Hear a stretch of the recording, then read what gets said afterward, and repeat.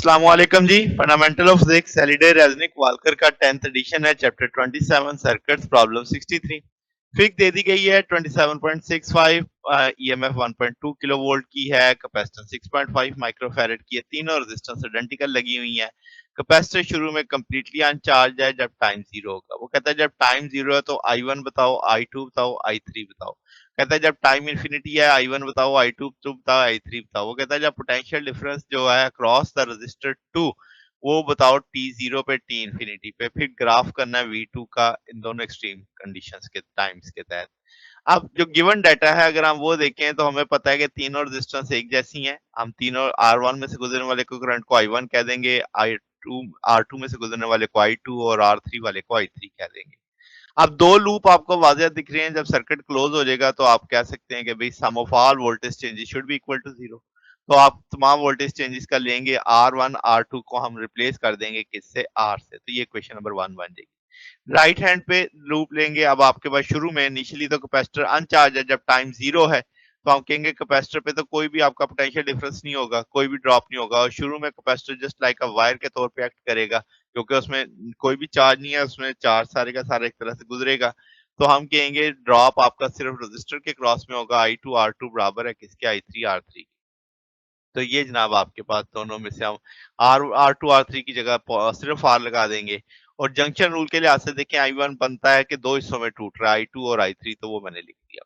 अब इक्वेशन 3 को 2 में इस्तेमाल करते हैं, यानी कि जहां पे I3 आ रहा था उसकी जगह वैल्यू डाल दी I1 माइनस I2, तो ये इक्वेशन नंबर 4 बन गई। 4 को सब्ट्रैक्ट करते हैं 1 से तो आपके पास यहाँ से I2 की वैल्यू निकल आएगी E/3R।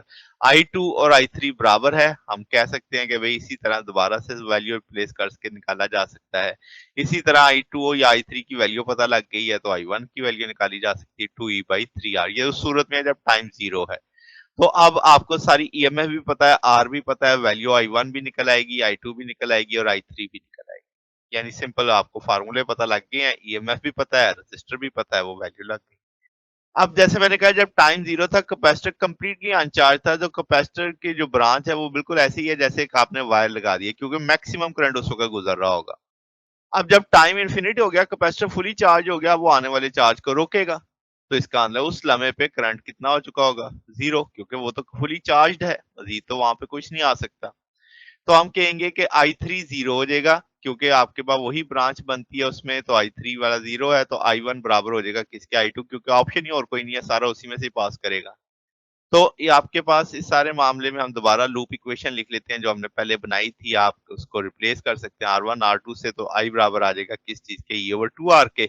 और I1 चूंकि I2 के बराबर है उस कंडीशन पे जब टाइम इन्फिनिटी होगा, और हम बात कर चुके हैं I3 जीरो के है। अब जो पोटेंशियल ड्रॉप हो रहा है V2 के गिर, जरा उसकी कैलकुलेशन देखते हैं। हम कहते हैं अपर प्लेट पॉजिटिव है तो हम कहेंगे करंट फ्लो करेगा, तो जंक्शन रूल हम सारा जानते हैं। अब आपके पास फर्स्ट इक्वेशन जो हमने बनाई थी उसी को दोबारा ले लिया, उसमें I1 की वैल्यू डाल दी, तो ये आपकी एक इक्वेशन आ गई जिसमें से I2 की वैल्यू निकाल ली, क्योंकि मुझे पोटेंशियल ड्रॉप चाहिए ना, क्रॉस R2 V2 चाहिए मुझे, तो I2 की वैल्यू निकाल ली। अब अगर आप लेफ्ट वाला ये आपका राइट वाला लूप दोबारा से देखें, जब कैपेसिटर फुली चार्ज हो चुका है तो हम कहेंगे उसमें आपका पोटेंशियल ड्रॉप आ जाएगा VC, उसे हम लिख सकते हैं नेगेटिव के साथ Q/C के तौर पे। अब minus I3R3 plus I2R2 equal to zero, sum of all voltage changes, इसमें I2 की वैल्यू डाल दी। इस सारे को लेके सॉल्व करेंगे तो इसको ओपन कर दिया, इसमें आप I3 की जगह dQ/dt ला सकते हैं। अब ये क्वेश्चन आपने देखी होगी जब आपने RC सीरीज सर्किट पढ़ा होगा, इसी जैसी एक क्वेश्चन बनती है। वहां पे ये जो आपने 3R/2 पढ़ा है ना, ये आपका यानी टाइम कांस्टेंट इस तरह नहीं था, वहां पे सिर्फ आप चल रहे होते हैं R के साथ। तो ये 3/2 RC इसका टाइम कांस्टेंट आ जाएगा। पोटेंशियल डिफरेंस यहाँ से हमें नजर आ रहा है, सारे का E/2 के बराबर हो जाएगा। तो Q की वैल्यू हम सारी इस तरह रिजल्टेंट अपने टॉपिक की बुनियाद पे हम ये निकाल सकते हैं। तो जनाब अब इस Q के अगर टाइम के लिहाज से डिफरेंशियल करते हैं तो आपके पास जाहिर सी बात है ये E/3R आ जाएगा, 2 नीचे उतरेगा, वो कट के आ जाएगा -2T/3R। सी अब आपके पास जो ब्रांच सेंटर वाला करंट है I2, वो हम क्या कहेंगे, जो कैपेसिटर ने ले लिया उसमें से ये वैल्यू माइनस कर देंगे I3/2। तो आपके पास इस सारे को लेके सॉल्व किया जा सकता है। इस सारे में पोटेंशियल ड्रॉप अक्रॉस R2 निकाला जा सकता है। I2 की वैल्यू मौजूद है, उसे R से ज़रब दे देंगे, R इस R से कट जाएगा, रिमेनिंग फैक्टर ये आ जाएगा। अब आपके पास मुख्तलिफ सिचुएशंस आ जाएंगी जब टाइम जीरो है तो आप कह सकते हैं कि ये एक्सपोनेंशियल जो है ये उस वक़्त 1 के बराबर आएगा, तो आप V2 निकाल सकते हैं, उस वक़्त आ जाएगा ये सारी की सारी चीज़ 3 6 से कट जाएगा, तो आपके पास E/3 आ जाएगा, ये 1 बनेगा ना सारे का सारा, 3 में से 1 गया 2, 2 6 को काटेगा 3, तो E/3 आ जाएगा, तो ये आ जाएगा। जब ये सारी चीज़ 0 हो जाएगी तो यहाँ पे 2 बच जाएगा, तो ये आपके पास 6 × 10⁻² आ जाएगा। इसी तरीके से अगर आप ग्राफिंग करते हैं सारी चीज़ की, तो आप कह सकते हैं कि अभी पोटेंशियल के साथ ऐसे वेरी कर रहा है स्टार्टअप पे, और जब वो इन्फिनिट टाइम बढ़ता चला जाएगा तो इस तरह पोटेंशियल कांस्टेंट 600 तक जाना है ना इन्फिनिटी पे, तो वो 600 तक चलता चला जाएगा, ये लाइन फिर एक तरह से पैरेलल हो जाएगी।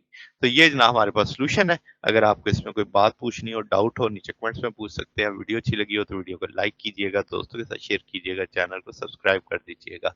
अब तक के लिए इतना ही, बाकी इंशाल्लाह नेक्स्ट देखेंगे। ओके, अल्लाह हाफिज़।